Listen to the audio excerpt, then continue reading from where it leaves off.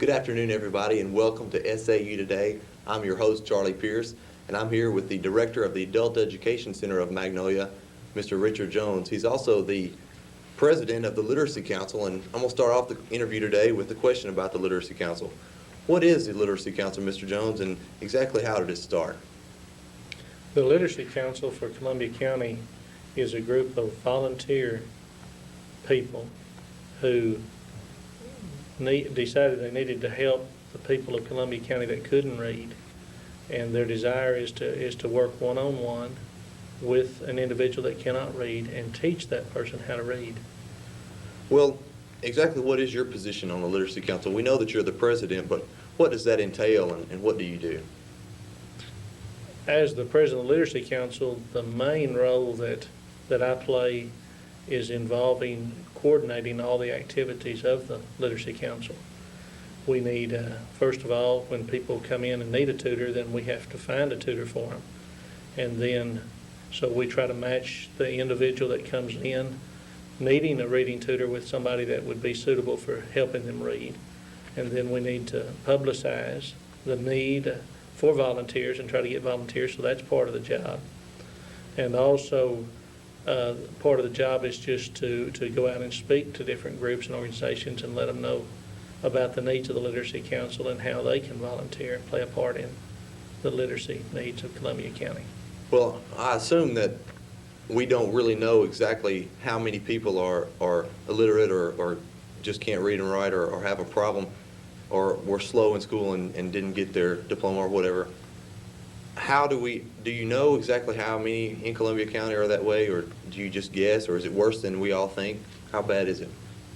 Well, they use statistics from the census data and things like this, and it's estimated, there are projection that there's 8,000 people in Columbia County that do not have a high school diploma. And so that includes 8,000 people, and we're looking at a county that's got 25,000 people. So just about 1 in 3 do not have a high school diploma. And of that, about 4,500 is estimated to be below the 3rd grade reading level. So in Columbia County, there's definitely a need for volunteers that want to help teach somebody how to read. That is definitely worse than I expected. How long has the Literacy Council been going on? Do you know when it started exactly? Columbia County was unique in the literacy work in that back in the early 60s, a Literacy Council was formed. And it operated for several years, and this is back before it was even a popular idea. And but gradually over the years, it sort of played out. And when we started the Adult Education Center in 1988 here in Magnolia, we saw the need of a Literacy Council, and I got with Ms. Bradley at the local library and Lester Hutchins at the Chamber of Commerce, and we sort of worked out a plan to start it back up.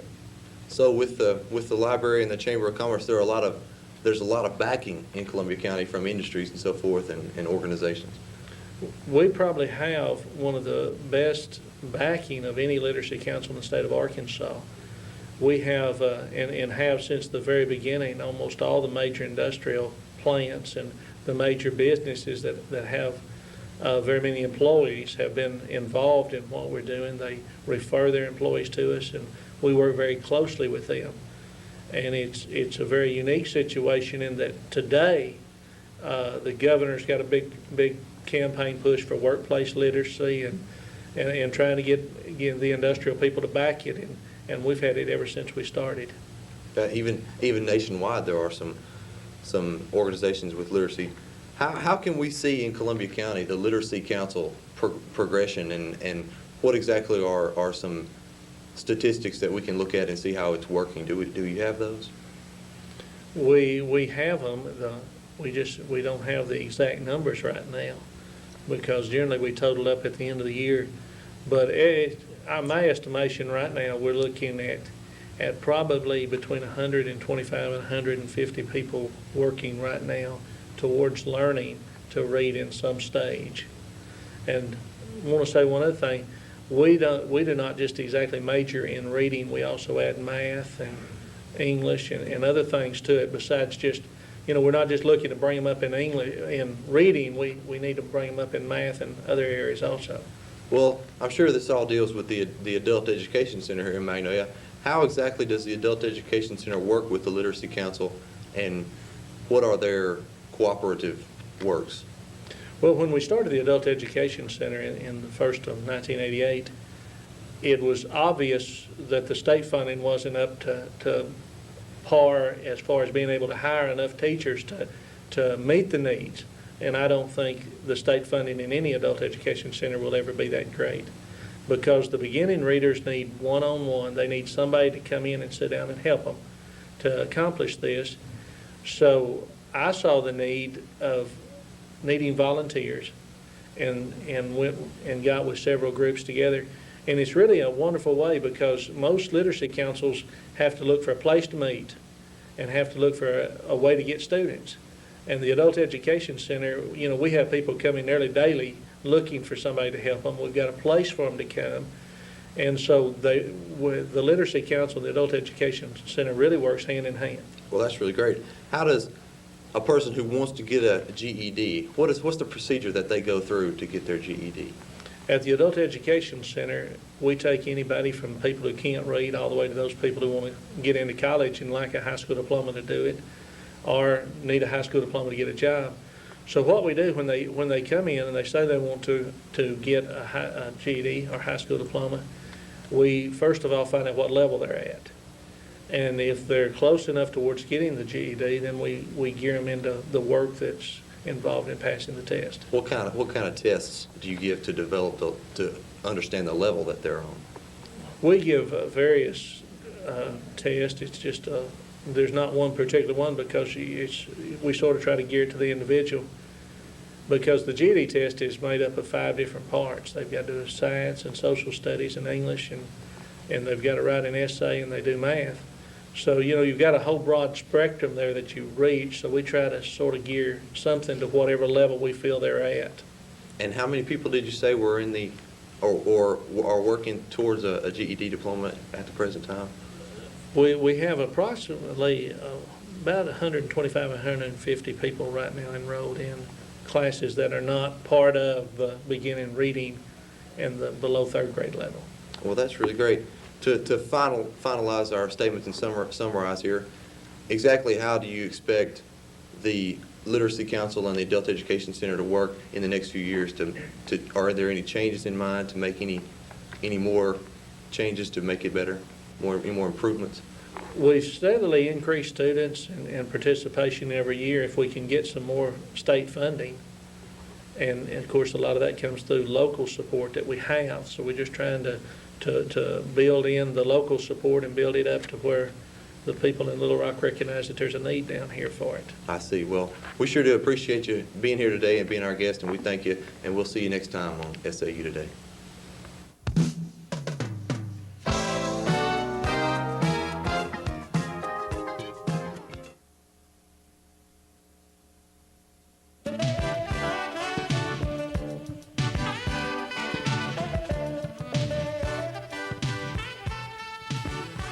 Hi, this is SAU Today, and I'm your host, Ed Turow.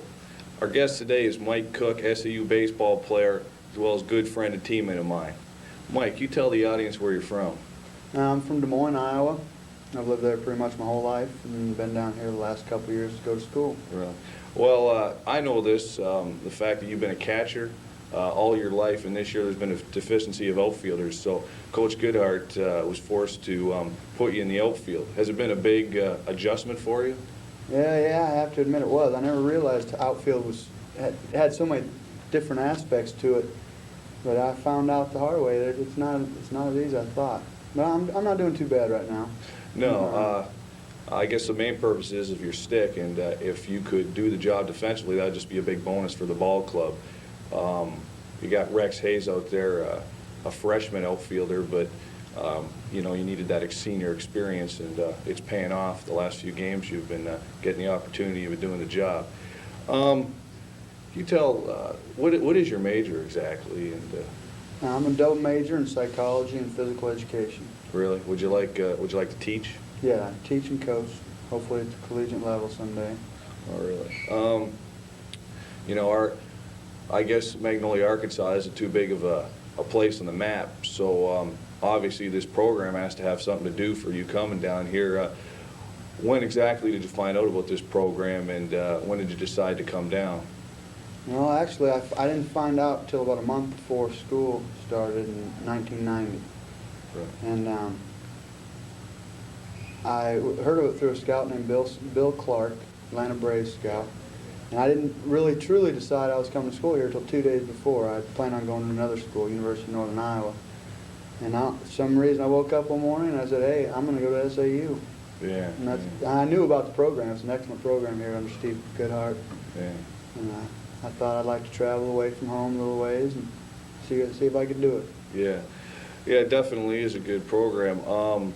Well, you previously went to southwestern Iowa, and I guess you guys are restricted for time to play, so you play a large amount of games in a short period of time. That's true. At this school here, did you find that that you got a little bit more practice time for one thing, and maybe a little bit more space between games? So maybe as a ball club for a full, you're not going to have as many injuries, though you always have injuries. And when you were at Southwestern Iowa, did you find that there was a lot of injuries due to the fact that you played that amount of games in a shorter period of time, and the lack of pitching because of it? No, I don't. For some reason, I think we've had more injuries here, and I think that's just, bad luck. I don't think it has anything to do with that. But I do like the more practice time being down in the South. But I have to say, myself personally, I like playing a lot of games in a short period of time. Because here, we'll play 2 days in a row. We'll sit down for 3 days, and you kind of lose your swing a little bit. Up north, when you're playing every day, you get to swing every day, and things went smoother for me there. Yeah, definitely. And the fact that when you make an adjustment, like your first, really when you think about it, you're away from home for the first time, at least last year, it's an adjustment mentally as well to to play. I mean, you feel a lot more pressure. Did you find when you were playing in Iowa at college that you felt a lot more at home, a lot more relaxed at first, and it helped your game? So what I'm saying basically is, did it take you a little bit of time here to get used to the atmosphere so you could get into your regular kind of game plan? Oh, definitely. I think any kid 19, 20 years of age, when he's about an hour and a half from home, he knows that he can go home anytime he needs to. That security's still there. Sure, mommy's not there all the time, but you can go home. Now when I'm 18 hours away, that security's gone. But yeah, I think it was a big adjustment. Yeah. I pull into Southern Arkansas University and some guy, y'all fixing to do, that kind of thing. I'd never heard that in my life. Yeah. That was a shock. Yeah, I mean, I can speak from experience because I'm from Canada, and I'm in the same situation as you kind of. But when you first got down here, in a sense, did you find that the people were different? I mean, did you find that they were a lot more courteous and made you feel at home? Yeah. I think people are a little more laid back down here. I'm from a big city, and I think pretty much small cities anywhere, people are a little friendlier, a little closer, want to get to know you a little bit better. Yeah. Getting into your personal life, Mike, if you don't mind, we all know that you're a little bit of a nightlife swinger and whatnot, but you have a little lady back home that's tying you down, or what's the status? Not really. When we're apart, when I'm at school, we see other people, that kind of deal. Yeah, that makes sense. I definitely know you do that, Mike. But get back to the sporting outlook. Are you kind of glad you picked baseball? Because I know that you were, a three sport player in high school, and Actually, 4, Ed. four. Four. Yeah. I know you're a big man around campus and whatnot. Yeah. But are you happy you picked baseball, or would you rather go into football? Yeah, I am. I think I'm happy I picked baseball. Had a good time in baseball. I met a lot of good friends from all over the country, even Canada, I suppose. I guess. I don't know if I like anybody from Canada, but I think I'm glad I picked baseball. Yeah. Had a wonderful experience. Yeah. Iowa's known for wrestling, real big wrestling sport. our club, obviously, our club, we run a real lot. People that watch, just people, fans and whatnot, think it's kind of ludicrous. But from a guy who knows wrestling, wrestling is probably one of the most grueling training sports ever. I mean, from your experiences, wrestling, just takes, drain you mentally and physically. Yeah, baseball, the way we condition for baseball, it doesn't even compare to wrestling. It doesn't even compare. We had a 3-time national champion as a coach, and that's why I find it, I find it hard when some kids complain and whine. Especially I'm a little older, so I've been through it a little more. But that's why I jump on them a little bit more than the rest of the guys, because I don't feel it's that tough. Yeah, that's true. You are a disciplinarian. Because you're a senior, you do tend to say it like it is, and that's good because people know where you're coming from. You know what I mean? It's not like, there's no confusion there. You tell them and they know it. Whether they like it or not, and that's better than not saying it. But I guess that you're so far away from home. I guess when you do go home, you appreciate it that much more and you enjoy it that much more. Yeah, that's true. Kind of like me. I've gotten to know my mom better being away, because when I do go back, we really spend really good quality time together, do a lot of things. Because when you kind of take it for granted when you're there all the time. Yeah, definitely. I know that. Like it's my 3rd year down here. I know that I enjoy going home and whatnot, and I always appreciate that fact. But Mike, it's been a pleasure having you on the show, and I guess we'll see you next time on SAU Today. Thank you.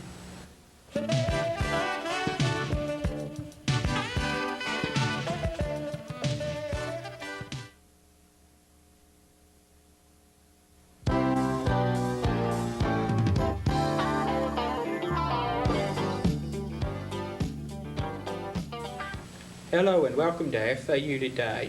I'm Gary Rayborn, your host. Today on the show we're honored to have with us as our special guest Dr. James Shearer. He is currently serving as a first-year faculty member here at SAU. He is the assistant band director for the band program and also serves as director of our jazz band.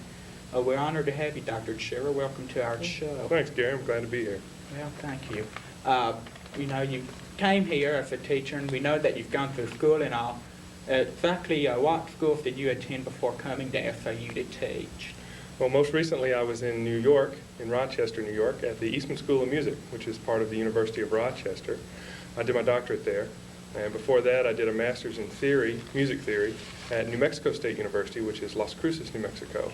And I started at Delta State University in Cleveland, Mississippi. I'm originally from Water Valley, Mississippi, so I'm a Southern boy at heart. Did my bachelor's there and played in the faculty brass quintet for 4 years.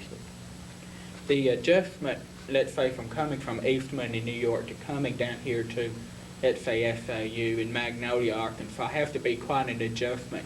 Do you think the fact that you are a native Southerner maybe made the adjustment easier for you? Oh, it made an enormous difference. Had I not been from the South, I think this would have been something of a cultural shock. The method of teaching music here as opposed to in the North is quite different, actually. Our educational approaches are very different. But having grown up in the South, this was a situation that I was very familiar with, so it did work out pretty well. Some of my friends have come to visit, and they see some pretty radical differences between what they look at in the North and what they see here in Arkansas. But you being from the South, it gives you a little more insight into how the mindset is in both parts of the country when you say being, well, originally from the South and then learning up north too. I think so. Yeah, I think I have a broader perspective than just traditionally northern trained musicians. Yeah. How exactly is life different here at SAU than maybe in New York at Eastman? Just some of the changes. Musically? Musically, socially, just. Well, socially, it's not as different as you would think. People are people, and that works out okay. Musically, it's a little different because in the South, in general, cultures are much more isolated.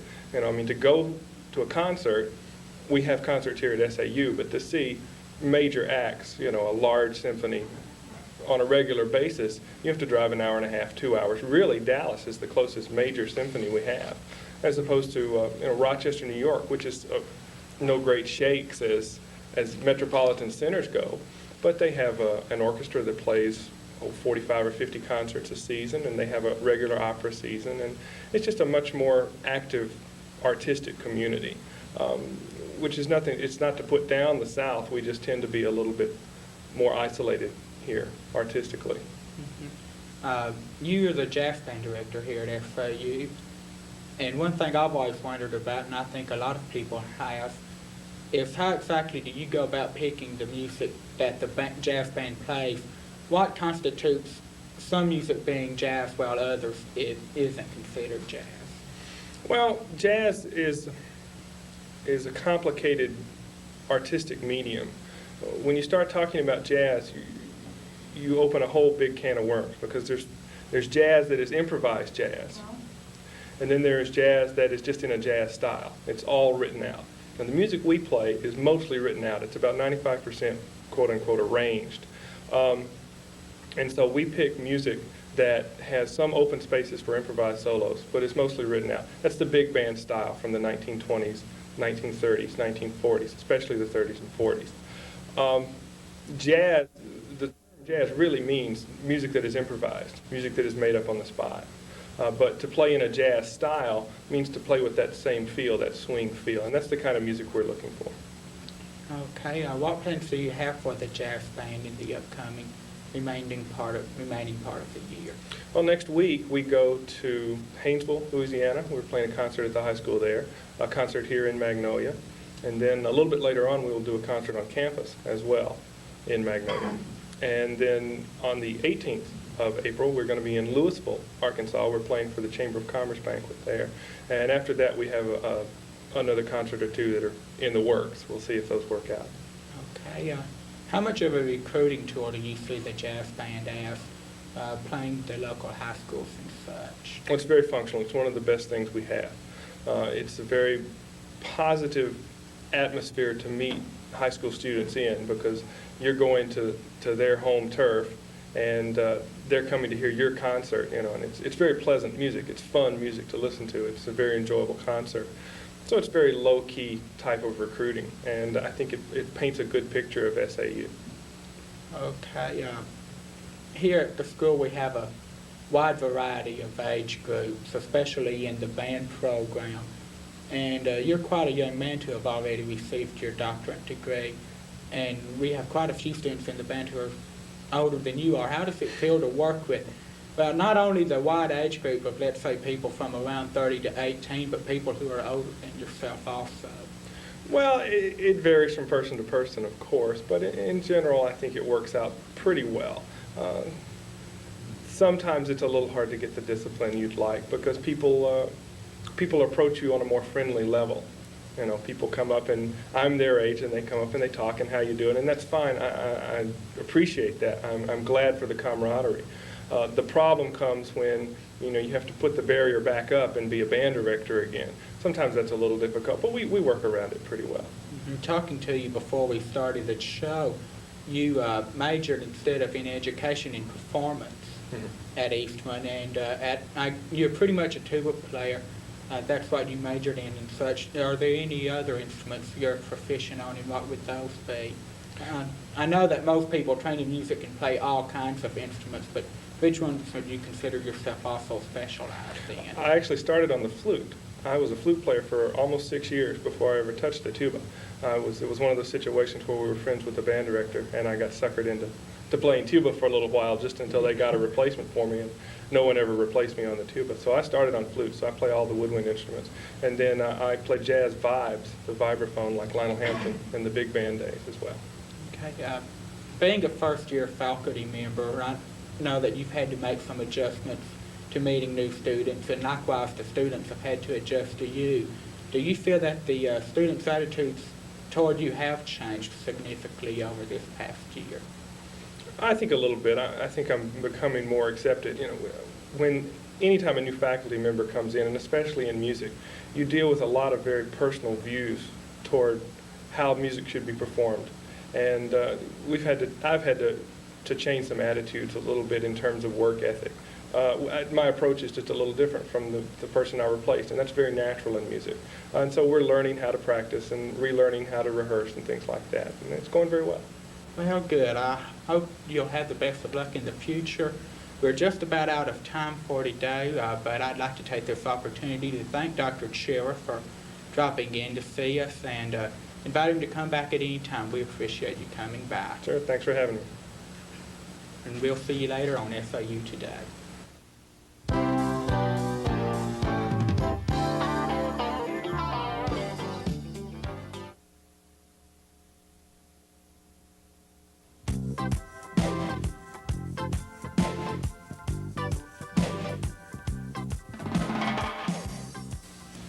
Good afternoon and welcome to SAU Today.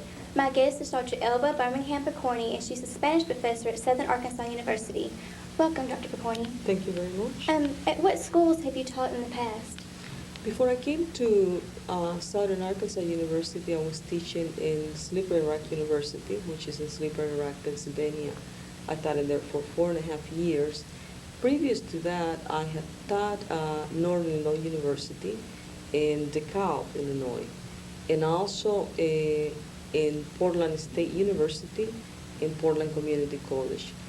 When I was working toward my master and PhD, I was a teaching assistant at the University of Washington, where I obtained my PhD in Seattle, Washington. Okay, since you have not been in the Southern Arkansas region very long, what brought you to SAU in the first place? Small university. I found, I interviewed for several positions, and I was offered several positions. But the place that impressed me the most was Southern Arkansas University. It's a small institution, but the friendliness of the people in the Magnolia town and the friendliness in the department where I was going to be teaching was actually what convinced me. Also the fact that we have a research center in here, and I am very active in research. That was one of the things that convinced me to come, to accept the contract in Southern Arkansas University. Since you're a Spanish professor, you know that Spanish is becoming the second largest language in the United States. How do you see that the Spanish language will affect our advancing multicultural society in the future? It has already have an impact in the American culture. Spanish is not only the second language. There are states in the United States where, ironic as it might be, you will see signs in the stores that it says English spoken in here, and I'm referring to the state of Florida. The Spanish presence in the United States dates as far back as the 16th century, so we are not newcomers. How is it going to affect the movement toward multicultural diversity? It's very simple. By the year 2000, Spanish-speaking people or people of Spanish ancestry are going to be the largest group in the United States. So inevitably, it's going to have an impact, and we can already see that impact that the Spanish language is having in the media. Major companies that are already beginning to target the Spanish-speaking customer. McDonald's, a major fast food company, are beginning to target the Spanish population. Okay, so that the Hispanics will no longer be a minority very soon. The term minority is already beginning to disappear from our vocabulary. We cannot longer refer to Spanish-speaking people as minority. It's a term that is progressively becoming more and more outdated, almost archaic. Because what we are becoming, what we have been, almost since the very, very beginning, when I say we, I'm referring to the American society, is a multicultural society. If we look, the motto is one made of many. And this is what this nation is. This nation is a pluralistic nation. Okay, you have traveled far in Europe and South America. How are the schools different there than in the United States? The Latin American system of education has been modeled to the European system of education. Education in Latin America, it depends, it depends very much your socioeconomic background. If you belong to the professional classes, if you are middle class or upper middle class, of course you will have the best education. And when I say the best education, it's an education that really will prepare you to attend university, to become a professional. Now, the state of the Latin American system of education in small villages, in small cities, is about the same level that the state of the system of education in small towns in the United States and anywhere else in the world. Having experienced both, having experienced the Latin American system of education and the American system of education, I would have to say that the Latin American system of education prepared me for the American system of education, because although I had to deal with the barrier of the language, I was far more advanced when I started attending college in the United States. So it's more, what I'm trying to say is that it's a lot more demanding. I experienced high school in the United States. I had attended high school for a couple of years in Latin America, and I attended a private institution. I attended Catholic schools. My first reaction when I came to the United States for the first time, to the state of Minnesota, aside from the cold weather, it was a feeling of relief, of happiness, because for the first time in my life, I discovered that I had that wonderful option of selecting my courses, something that you cannot do in our system of education. What are your professional goals for the future? The professional goals for the future is to continue with my research, to continue growing intellectually so I can contribute to the intellectual growth, intellectual development of my students, to continue learning so I can share everything that I learned that is new with my students. From talking to students at SAU, you have excellent teaching skills. What influenced you to start teaching? It's a long story. It's a long story. I have images of myself when I was a young child. I was the only child, and I was always around books. I was always surrounded by books. I was always surrounded by professional people. And when it was time to play with other children, it would always be in the context of teaching them something. And I did not start as a professor. I did not train originally to be a professor. My first degree, I have a bachelor degree in business administration, because the family wanted me to take charge of the family business. After I graduated from the University of Panama, I decided that that is not what I wanted to do. So I started all over again. So then I obtained a bachelor degree in foreign languages and literature. Then I went for a master, and then I went for a PhD. Thank you, Dr. Pokorny. That is all today. Thank you for joining us at SAU Today.